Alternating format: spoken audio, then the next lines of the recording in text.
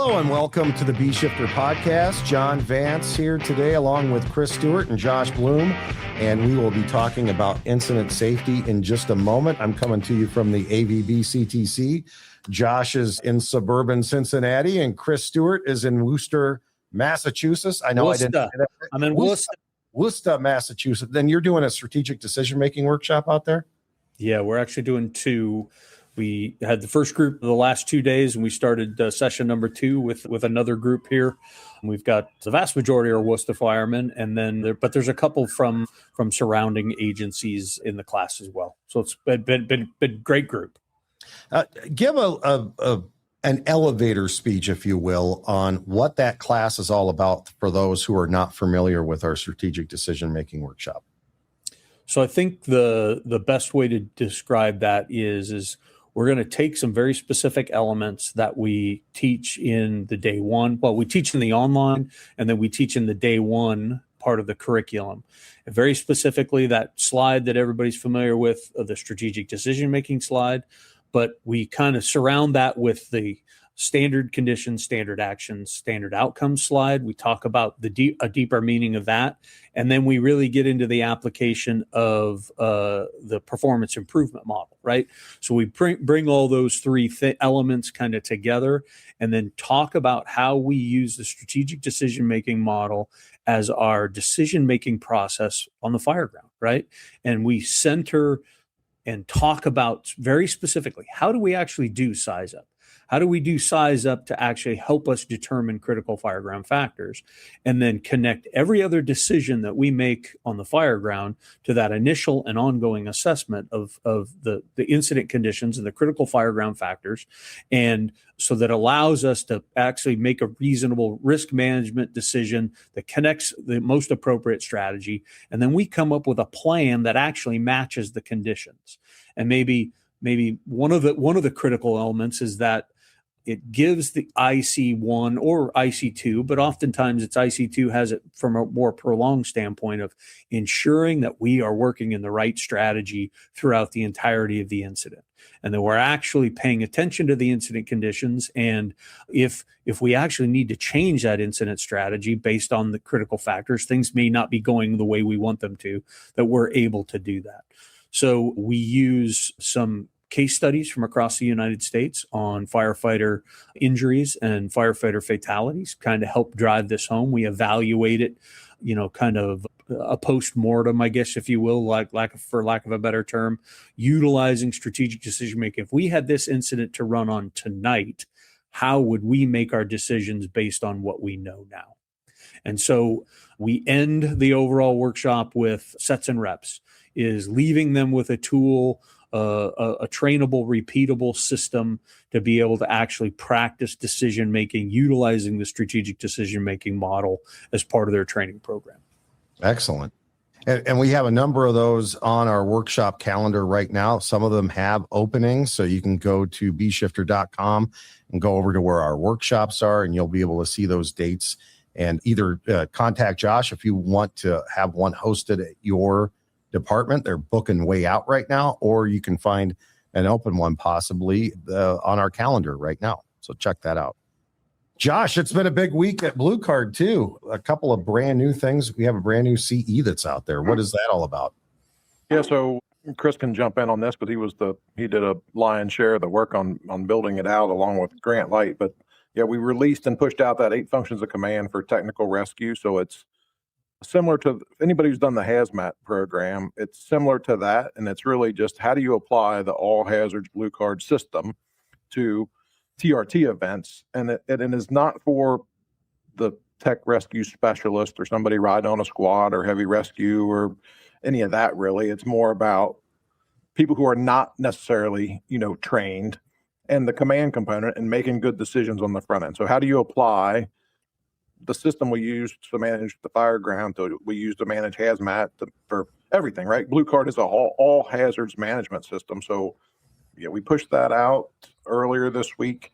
It's in the CE section for both anybody who has full access license. So the regular Blue Card users, as well as it's also in the ARF CE section, because so many, airports, really 90% of probably what they do for responses would or could line up with that, TRT, component. And then everywhere they, cover on the airport and off the airport. So Chris, you want to just give a little overview of like the nuts and bolts of it? Yeah. So really it's taking and breaking down the functions of command with regards to technical rescue incidents. I think the most important parts are, number one, talking about sizing up an incident, doing some form of risk management evaluation, determining strategy, and coming up with a plan that is safe and effective for the level of capability and qualifications and training for the people who are initially arriving. And then trying to do an effective job of setting up an incident organization when the technical rescue resources and elements show up. And so we talk a little bit about the decision making that, non-technical rescue companies should be making on the front end to keep themselves safe, but also to be able to do, a few set of things that could actually be helpful at a technical rescue incident. And then how we're going to organize and connect those technical rescue resources into an incident organization using tactical level bosses to accomplish the work. There's a little bit of discussion in there on technical rescue events that end up being longer than more of a fireground standard operational period. Let's say 12 hours. So if a rescue event's going to extend past that 12-hour period, how do we integrate the NIMS larger scale incident command system like as overhead into this so that there's actually a planning function and you're able to do the resource exchanges at all levels, strategic, tactical, and task in that if for easy for me to say, prolonged incidents, right? So it really is a holistic view. It really is a overarching view. As Josh said, we're not teaching anybody how to do a Munter hitch or, rig up a rope system. No, this is about the incident command system, keeping folks safe, trying to do some effective things on the front end, and then better supporting the whole technical rescue operation. Excellent. Well, I've been through it already, and it's a great module. So get on there and check out our new continuing education module on TRT for command. And then also rolling out this week was the new first responder firefighter module. Let us know what that is, Josh, and who the audience is for that particular new program that we just rolled out. Yeah, so we launched earlier in the week. It's a 4 to 5 hour online module focused on people who are not going to be the incident commander. So firefighters, apparatus operators. Really, we built it so that we have some organizations that we ran it past that are going to use it in their recruit academy, actually, for some of the firefighter, I think 1010 now. I think they've pushed it all together. There's no more 1001. I guess they pushed it all under, one thing. But the communications and command component for that firefighter 2 professional qualification. So it meets, a whole bunch of those, parts and pieces, as well as, consideration for people who run with EMS only personnel. Or I had a phone call today from somebody. Would it be valuable for us to put our police officers through it so that they have a better understanding of what we're doing? And I think the more we can connect everybody that's on the scene and keep them on the same page, the better. So again, it's a nuts and bolts of the blue card system. What do you need to know as a non-incident commander? But everybody else in the fireground plays a key role in everything that happens there, right? The capability of our response is the entire response system, not any one person or one company. So this just brings people up to speed at their level where they would operate, if you will. So it's not so much about making tactical or strategic decisions, but it's the understanding of what is going on, why the system is the way that it is, why we communicate the way we communicate, best practice for communications, using the emergency alert button. And we got some of that right from NIOSH, from some of the stuff that the bulletin that NIOSH pushed out, as well as some of the other events as recent as 2 days ago when they released the Buffalo incident. The Mayday was missed 4 times. And it's like, well, that if your system is capable of it, that might be a good use for the emergency alert button. So it goes through all those parts and pieces. And I think it helps all the responders fit into the system because they have a better understanding of it. And, far too often we hear, oh, we don't want our firemen talking on the radio at all. And it's like, well, there's a time and a place for that, and some basic things that, you leave a guy at a hydrant to hit the water supply and you told him don't talk on the radio, but the hydrant's dead. Well, I don't know how you're going to find out that it's dead until somebody's screaming that you don't have any water. Or we already hit on this with Chris talking about the critical thinking and decision-making class, but we want firefighters to make decisions too and give input when appropriate. So there's some parts and pieces and components in there about that, as well as using CAN reports and making sure that they just everybody's on the same page and nobody's cutting anybody else off, following communications best practice and fitting into the command system. So we launched it 2 days ago, announced it yesterday, and at 10 o'clock yesterday morning, the office was calling me saying, hey, we're bulk loading people into the system for this firefighter module. So I've already had some feedback from some people that have gone through it, as well as all of our folks that went through it. And it's just getting everybody on the same page at every level, like we talk about, task, tactical, and strategic level. So what's the best way to sign people up for that? If there's a training officer or somebody out there that wants to get their department signed up and they have a number of people they want to do that, what's the best way to contact us for that? Yeah, if you're signing up multiple people for anything that we have, for online, for workshops, for this class, or anything, the best thing with that is to contact the office. And then if you can send it, typically they'll just ask you to send it in like an Excel form or whatever with just names and emails. And that way they can, upload all of those. You can purchase everything we have online, kind of one at a time individually if you put the information into there. But if you're buying or putting multiple people online or renewing multiple people, you can call the office or email the office. And I always, every chance I get, give them kudos because I think we're one of the only ones left standing that answers the phone and returns emails rapidly. So the people in the office do a great job with the customer service part of it and taking care of the customer. So we're not bots. There's not a bot here. It's an actual person. So that is refreshing because you can hardly find a real person when you're trying to get customer service now. Please leave a message and we will get back to you in 7 to 10 business days. Yeah. And we don't work on Friday, so that'll be like 3 weeks. You heard that about a major SCBA manufacturer saying that, didn't you? Yeah. So it's somebody spending 6 figures and more on SCBAs or even getting that from certain companies. So it's nice to actually have customer service. All right, that's exciting. New stuff on B Shifter and Blue Card. So check that out. Today, we are going to talk about incident safety. And today was our May Day at the AVBCTC. And a conversation happened here where so many of the things that we do and did in the fire service, and we were talking about some of our past practices, it's based on theory. It sounded like a good idea. It was a fix for a problem that we had, but no one really actually measured the way that it worked. And we just kept doing it. When the Tarver incident happened in Phoenix and they went through an extensive recovery period, one of the things they realized is having the safety officer program, the way that they were administering it and deploying it really didn't work for fireground safety. Having one lone safety officer do laps around the building and having the authority to, basically usurp whatever the IC said really was looked at as a safety system back then.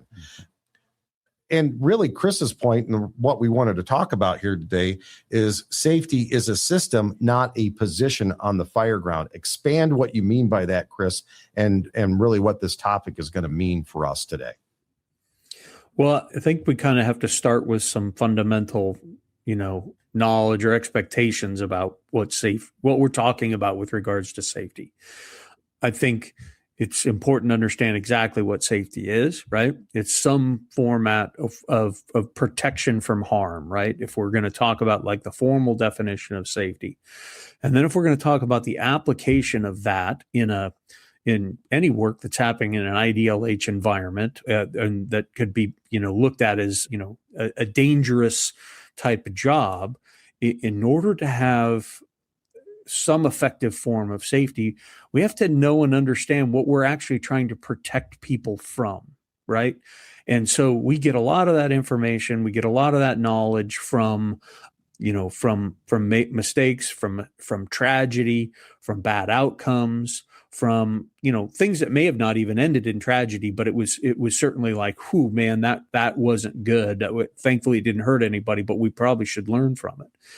So when we start doing that and we start evaluating information from line of duty deaths and maydays and those types of things, then we can start to look at, all right, what are the ways that firefighters are typically getting hurt or injured on these calls? And what is the process, system, and kind of behaviors that help us start to manage those things? And if we want to take the fireground and break it down even a little bit farther, we can say, all right, if we say, the vast majority of our fires are either commercial or residential, right? And I think everybody would agree we do a significant amount more work in residential structures than we do commercial buildings, and the evidence and the statistics bear that, right? So when we start talking about residential fires, what are the things currently that are the most dangerous or pose the greatest threat to us at these fires based on this information we have? And I think it's clear right now, the information we have about residential fires is some type of structural collapse or firefighters falling through or falling off of something. So falling off the roof, falling through the roof, falling through a floor, or some type of collapse in the structure, right? So some type of structural instability in there. And then right next to it in this order is severe thermal events. Firefighters getting caught in flashover conditions in a flow path or some other high heat event that's directly impacting these firefighters. So if we're able to kind of recognize that in a residential environment, then it's pretty clear that the safety system should be built to make an impact on protecting or increasing the protection for firefighters in those cases. If we look at commercial fires, right? Project Mayday, again, the same reporting systems outside of for line of duty deaths and serious injuries start to paint a different picture in commercial buildings. When we look at that information, we know that in commercial buildings, getting lost, getting disoriented, and running out of air are typically the greatest threats to us in those environments. So then the safety system should be built around those elements. Is how do we try and protect firefighters from making those decisions or getting caught in those situations? So we have to ask ourselves, is this historically traditional idea of a safety officer or safety officers showing up external to the incident command system and operating typically on the outside of buildings, are they best suited to make an impact in the safety of the things that are truly hurting and killing our firefighters? And I'm going to argue that I don't think it is. When we look at what are the things that cause us to get in trouble in residential structures, who's most directly in control of that? Well, the IC should be paying attention to the incident conditions and the conditions of the structure and ensuring that the actions that we're putting in place kind of are matching that and that we're managing the accountability of our folks in there. That's all the incident commander's responsibility to manage proactively and to do an effective way. And implementing or inserting somebody else that is supposed to somehow make those risk management and safety decisions for the IC and then tell the IC what to do, that's not an effective system, right? That doesn't make things simpler. And then when we talk about it in the commercial occupancy, there is no way a safety officer in the exterior of the building can control and improve the safety and behaviors of firefighters inside the building from an exterior position. That's just not going to happen. So who does? Well, first and foremost, the firefighters themselves and the company officer supervising them in the hazard zone. Then in the next layer is a division boss who's managing the work that should be going on in there, and they're paired up with a support officer who's managing accountability, work rest cycles, and resources, and tactical reserve through on deck, and all those other things, and having external rescue resources for Mayday firefighters. And then that last layer is the strategic layer with the incident commander actually managing the overall incident strategy based on the conditions and keeping firefighters from working in those offensive positions during defensive fire conditions. So when we start talking about a system that's actually proactive, working on prevention, and then maybe reaction and response if need be, that tends to create a way safer environment for us than what I think traditionally we've attempted to do. Because I have a strong sense that the safety system and planning process for that has become outdated, and it's not matching the fireground and not matching the hazard zones that we're working in. We can look at line of duty deaths and reports, and they identify the lack of safety or lack of safety officers. But when you start look at all the other factors that they're pointing to, they're things that the incident commander in the incident command system and the other supervisory positions in the incident command system should be managing proactively, and not have this separate system or some designated adult on the fireground telling everybody else how to behave. So it has to be a coordinated process and system throughout the entire incident command organization, all the way down to the line level firefighter, of knowing and understanding how am I supposed to behave and perform in the fireground so that I'm not getting myself in trouble. I still need to be able to do the work, and some days we need to actually really do the work, right? When we're faced with challenging environments or situations in serious environments, right? But I don't think that external system is doing the service that we really think it should, or we think it is doing. Right. And then I think I'd like to challenge the fire service in saying, let's look at the data. Let's look at what actually that individual or maybe a group of safety officers is actually doing. What are they actually preventing? Because I don't think they are outperforming effective ICs, effective tactical level supervision, and effective task level supervision. Yeah. So a couple things on that, Chris, that, just like we talk about with the blue card system, no one level can outperform the other. Right. So I think that's a key part of it. And Chris, you said it, starting with the firefighters being on the same page and having an understanding of what does safety mean to them. And we're not talking about the don't run with scissors and all of that. We're talking about, before you get to work, what does it look like? When you get to work, what does it look like? Making sure your stuff is ready to go. What does that look like? Making sure that you're trained to do your job, all of that. Right. And then their boss at the task level, what is their responsibility in the accountability system?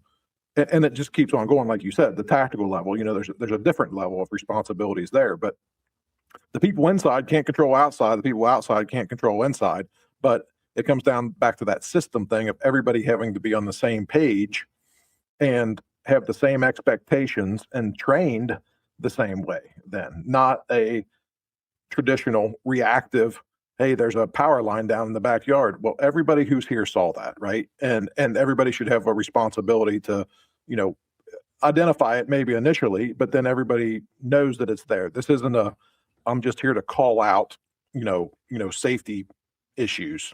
And then I think in the 3rd edition of Fire Command, I want to bring this up so that everybody hears it now, and then they can read it themselves when they get their hands on it. But there's the new edition of the 3rd edition of Fire Command. There's 2 chapters of, one of them's a whole safety chapter that breaks all of this down in detail, which didn't really exist before. There were some parts and pieces of it when it came to tactical level supervision and maybe very large expanded command operations where you end up with a safety officer in the command post that's kind of working for or reporting to the senior advisor in a command post when you get to something that big. And then maybe those safety officers that are assigned to a division officer are reporting back. But the third edition really breaks it down to, I think, a usable system that we, teach and deliver in training, and it has been in place now for, well, we'll just say since 2004 or five, where it came from when, right after Command Safety, the book from the Brett Tarver incident. So I think that's a key thing. So there's the safety chapter and a Mayday chapter, and the Mayday chapter isn't as much of a reactive component as it is a prevention component.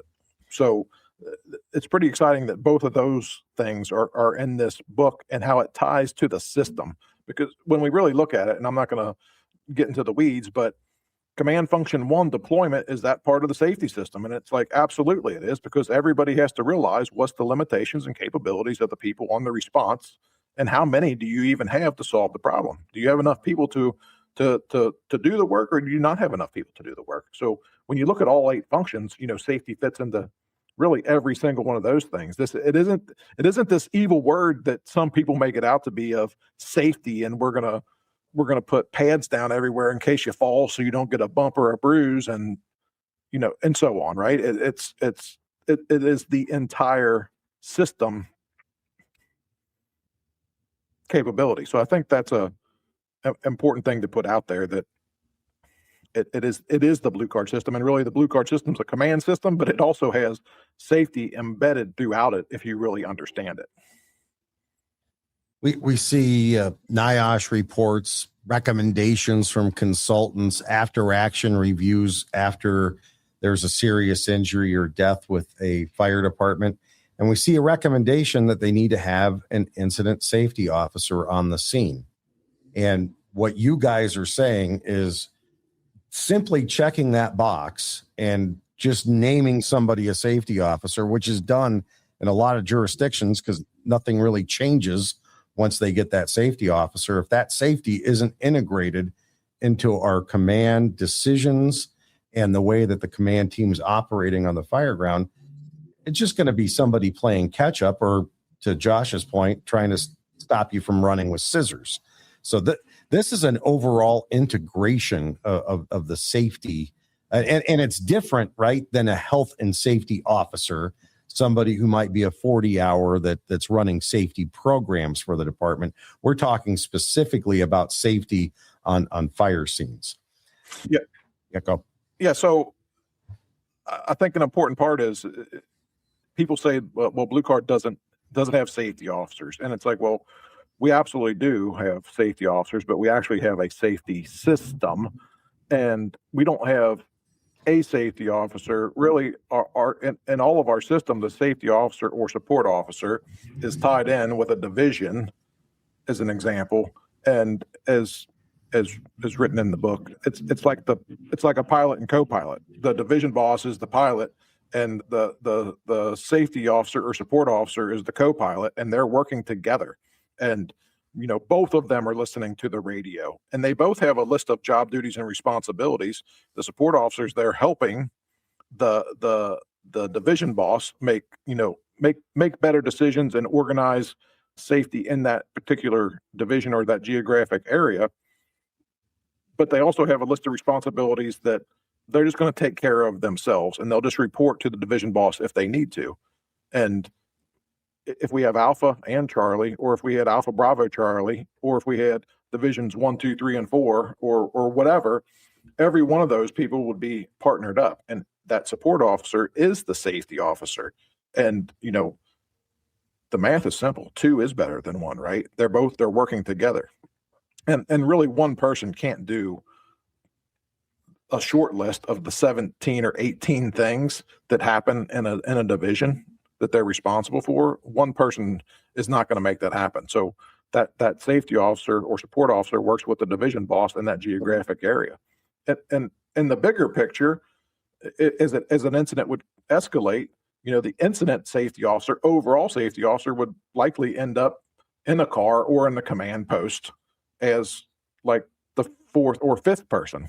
And they could, on a separate frequency, communicate, safety or logistics things on that channel back to the command post for the division, while the division's worried about or taking care of, tactical level things. So that I hope clarifies that a bit, that we don't have one safety officer. We're going to likely have multiple safety officers, or there's going to be a safety officer assigned, or safety officer, support officer assigned in every single geographic division. So I think it's important to put that out there, because people say, well, Blue Card doesn't have safety officers and we're not going to do it because you guys don't have safety officers. And it's like, well, we have a safety system, and really everybody's the safety officer because they're all responsible for themselves. Lieutenants are responsible for the company. Division bosses are responsible for the companies, and command's got overall responsibility, right? So just to clarify that. And if people have questions, ask the question, right? And I think that's oftentimes the thing, is they just don't know. So people just say whatever. And it would take us a while to go through all the responsibilities of our embedded safety officer, but they're actually anchored to a location, monitoring who's coming and going, the air management, the accountability, and making sure that people are following safety protocol with their PPE and everything else. So we don't ignore it at all, and we will attach a resource to it. Nick always says you got to fight, you got to know sin to fight it. And I know back when I was assigned a safety officer position prior to Blue Card, that was just a license for me to freelance. And I know other safety officers felt the same way. We would get to the scene, do what we needed to do to make sure that people were operating safely, and then we would try to find a tactical position to get into. So I'd end up on the Charlie side of a building. Hey, send me a line over here. And before you knew it, safety was now becoming the Charlie division, or safety was now supervising a crew with a line, and I was no longer doing safety. I think from your experiences, because I've talked to both of you about this, I think that's how it was done in a lot of places. So this actually anchors safety in a position where it is part of the system and part of the overall decision-making on that incident. I think it's important to think about and recognize here what creates the safest environment for us to work in. And I'm not talking about we're going to hide under the bed and we're not going to go to work in a hazard zone. That's not what I'm talking about. What I'm talking about is, what is the true things that impact safety the most? I think it's pretty clear that effective standards and procedures directly impact safety. It's very clear that training and exercise of those standards, best practices, is critical, right, to performance. And then the last component of it is monitoring how we're actually doing out there. How well are we executing the expectations that we're supposed to perform? The other thing, the other part of that system, those three things do for us, is they create effective decision making. When we are clearly capable at all levels of the incident organization, firefighters up to the IC, are able to size up appropriately what's going on in and around them based on their organizational position and the expectation of the work that they're going to be doing on the fireground. If firefighters are showing up at whatever point, the initial arrivers or otherwise, right, and they're getting off the rig knowing they're going to stretch a line, or they're getting ready to throw a ladder and do whatever it is that they've got to do, right, I have the expectation that they're evaluating the fireground, especially the area in which they're going to work, and they're starting to size that up and making sure that what they're being asked to do is going to fit what's going on there. And then they're able to actually start to make good decisions. One of the safest things we can do on the fireground is have a really smart firefighter know when to open the nozzle, and to actually be able to put water on the fire, control it, slow things down, improve the interior conditions for both, potential victims and us, to be able to move to the inside of the building, right? Company officers need to be making similar decisions. And if you're playing the role of IC number one, you're in charge of that for the entire incident. So you've got to know and understand how to connect the incident critical factors and the conditions to all the other decisions that you have to make for the action on the fireground. Right. So if we actually thoroughly start to understand the elements of what's going on the fireground, we are better at sizing things up, and we're putting the right work, tactics, positions in place. That makes the fireground safer inherently, right? when we control the problem and the threat as quickly and as overwhelmingly and as early as possible on the front end of the incident, there isn't a safer act than that typically, right? And that impacts the safety of not only the community, but us. So that part of that's not managed by a safety officer. That's managed by the supervision and the people doing the work on the fireground, right? So we've got to connect a bunch of things together that aren't reactive, that aren't secondary from the system, that it's our performance, our behavior on the fireground that ultimately is going to make that. And we're working inside an incident command decision or incident command system with a decision-making process connected to it. Josh said it earlier in a way, but and I'm just thinking of it like this: one well-intentioned safety officer who's well-trained isn't going to be able to outperform 40 firefighters that are operating unsafely. There's no way that you're going to be able to have one person fix that on the fly during an incident. It's got to be baked in to the way that you're operating before through a system that we're talking about right now. In fact, some of the firefighters that I've worked with are going to actively try and counteract anything that safety officer could possibly do on the fireground. Yeah. Well, I mean, John, you said it. We could talk about this for 3 days because, I mean, there's like 17 pages just on task level responsibilities for accountability or for safety, right? So, and then the same for tactical and the same for strategic and the same for when you expand it beyond, an everyday like type incident, what that looks like when you really blow it up, all of their roles, duties, responsibilities, and how everybody supports each other. So, just as an example, the task level, the company officer who keys up the radio and says, priority traffic, we're having a difficult time finding the fire. Well,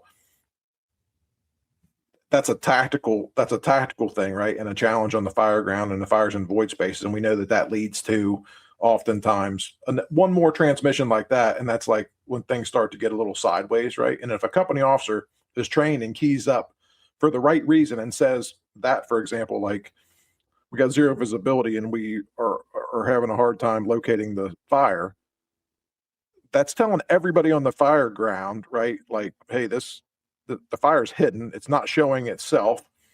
The incident commander can start to, think about like, what does this really look like? And what are we going to do about that transmission? But then other people on the fireground are also thinking about that. Like, okay, well, this fire is likely in void spaces. And like, how are we going to operate there? And then at the tactical level, then that safety officer support officer is working for that division boss, what's that accountability, look like for them? How long have they been inside that space? And then is there a resource to support, that position just based off of that one single radio transmission? And the strategic IC is obviously at the 30,000 foot view, like looking at all of those things and listening to other radio transmissions and then looking at what else is going on the fireground. So I think the blue card system is actually a better safety system, like on steroids, compared to having one person that is just meandering around on the fireground. And my experience, there was a list of names of people who you knew were going to be assigned in the old school way of safety or accountability. And, oftentimes when they got assigned accountability in the old system of they're going to stand there with a board, it was because we didn't want them to do anything else. And oftentimes the safety thing was the same thing because they just didn't have authority, power, or, sometimes the gumption to say anything. And like Chris said, the firemen were going to outperform that single safety officer all day, every day anyway, right? So like we talk about in the blue card system, there's an organization, and our organization on the fireground is based on rank, right? And that's how that oftentimes goes. So I've seen it before where safety officers don't necessarily have a rank connected to them, but they went to school and they said, well, you have ultimate control on the fireground. And it's like, well, you don't have ultimate control of nothing, because if you're not operating within the system, they're going to buck the system. they're going to do what they want to do anyway. So the best thing to do with safety is like everything else. We could talk about Mayday management.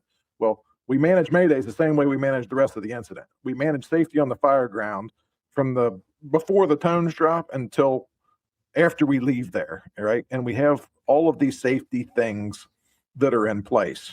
And it's not the safety police. Really, it's what Chris said earlier, those 3 or 4 things. SOPs, SOGs, this is our best practice. Here's the expectation on it. We're going to train you on it. And then is it working, or do we need to update it, modify it, tweak it, whatever? But that is how the whole bigger picture system thing all comes together. And not to get on an airline thing real quick, but like, it's just like the pilot saying, the staff that's in the back of the plane have ultimate control in the back of that plane, right? So, and everybody knows, like, no, don't cross them, because the next thing is going to be they're going to land the plane, and then you're going to have a whole nother problem. But yeah, the pilot owns it, but those people are responsible to enforce it, and they go over these safety things so that we who are using it understand the safety parts, pieces, and components of the plane that we're riding on, right? So, I mean, it's a system. It's not one person. So, an example, if the pilot was the safety officer, they can't do shit sitting in front of the airplane. So I think one part of this, or one angle to take a look at, is the NIOSH top 5, right? And we start to look at the 5 things, that the fire service really has identified, that the consistencies and the most common issues that we see in line of duty death reports that NIOSH has been producing. And if we look at them, look at those 5 things, right? Lack of risk assessment, ineffective or inadequate incident command, inadequate or poorly executed communication, and the inability or the lack of SOPs, or the lack of actually following those SOPs, right? Who's responsible for managing those on the fire ground? That's the incident commander. The incident commander has ultimately responsibility for the execution of those things on the fire ground, not somebody external of the incident command system.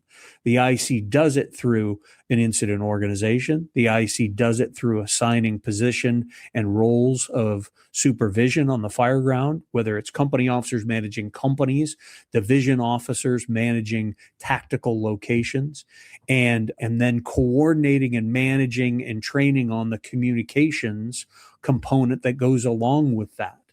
And then the SOP part of that, and maybe the normalization of deviance that goes on with regards to the SOPs, oftentimes that's most effectively dealt with in between the incidents, but it can show up on the incident, but it has to be recognized and directly managed in the moment.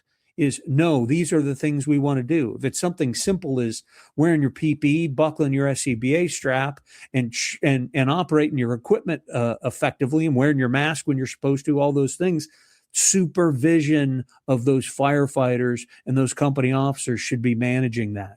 It shouldn't be anybody else that needs to be able to do that. That should happen that way.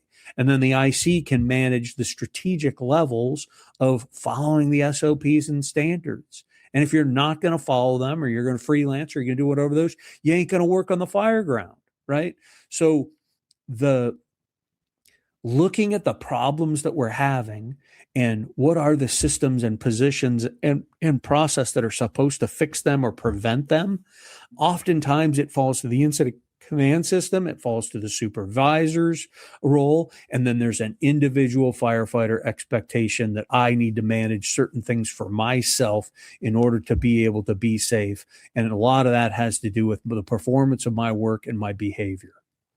So it's a system process, as we've been saying, that's got to be IC centric. It can't be the IC and all the firefighters running full steam ahead, and then we have some external system that starts nudging them in the right direction or stopping them when they have to, because we're operating without thinking.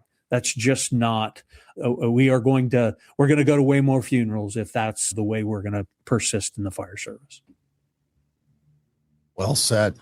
I don't know what else we can say about the system other than if someone wants to learn more about this or they're struggling with this component of Blue Card, what resources can we offer to folks who have to answer those questions and try to make it work? Read Fire Command. Start there. And when you're done with Fire Command, go back and read Command Safety. And when you're done there, go to a division ops workshop. Oftentimes we get asked, hey, do you guys have a safety officer workshop?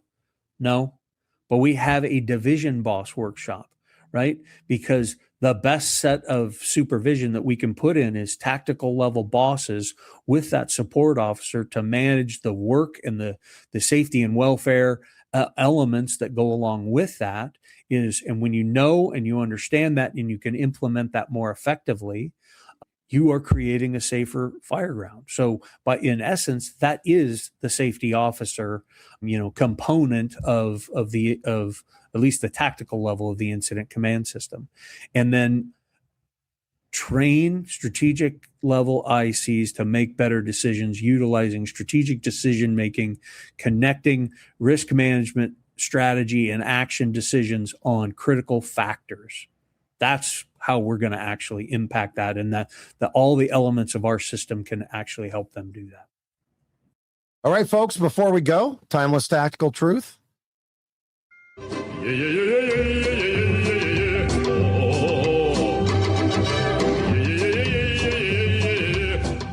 All right, Timeless Tactical Truth from Alan Brunacini and the Timeless Tactical Truths book, which is available at bshifter.com. Forget the fancy stuff and the kitchen table bullshit. Performance is best judged at the finish line. I can hear his voice. He's actually saying that. To me, it's fireground performance, I think, is the finish line he's talking about. Let's look at it at the incident. How did we perform at the incident? How safe, how effective, how much did we take care of the community or Mrs. Smith at the end, right? And then when we identify what we did right, let's reinforce it. Let's explain why that was right. If we did something right by accident, let's identify we did it by accident and then say, all right, these are the things we can do to actually do that again and mean it for real and not have it be dumb luck. And then when we don't do well, identify what we don't do well and go back to the policy and or the training of the policy to reinforce it and to help us. And so it's the performance evaluation piece, I think, is the finish line that he's talking about in this instance. And the rest of it kind of is bullshit. Yeah, I think I agree with everything he said. I don't have anything to add to that. Well, guys, thanks for taking time to be on the B Shifter podcast today. Always good to get your takes on the way that we operate with Blue Card and Fire Command. A really good episode, and thanks for being here with us today. And order your 3rd edition of Fire Command. It's available now. Everybody's doing it. And that's going to wrap up this B Shifter podcast. Thanks so much for tuning in and spending time with us today. Remember to subscribe and tell your friends, and we'll see you next week and talk to you next week on the B Shifter podcast.